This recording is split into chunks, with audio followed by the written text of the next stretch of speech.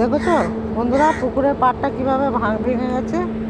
এই দেখো, আমার যে এখানে ফুল গাছটা ছিল সে ফুল গাছটা কিন্তু মানে পুকুরের পাড়টা যেহেতু ভেঙে গেছে, গাছটাও এখান থেকে পড়ে গেছে জানো তো। আমি গাছটাকে তুলে নিয়ে গিয়ে ওখানে বসিয়েছি। আর দেখো, এত বড় একটা আম গাছ ছিল, আম গাছটাও দেখো পুকুরের সাথে চলে যাচ্ছিলো। তারপরে আবার সবাই মিলে ধরে এখানে বসিয়ে দিয়েছে, দেখেছো তো।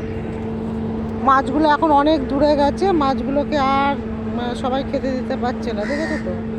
এই দেখো, এটা আমার ক্যান্টিন। আর পুকুরটা বাঁধিয়েছিল মানে বছরখানেক আগে, কিন্তু এই বৃষ্টিতে দেখেছো কতটা ভেঙে গেছে। মাছগুলো এখন অনেক দূরে, কেউ আর মুড়ি দিতে পারছে না। ওরা এখন দেখেছো পুকুর ধারে সব এসে মাছগুলো আছে।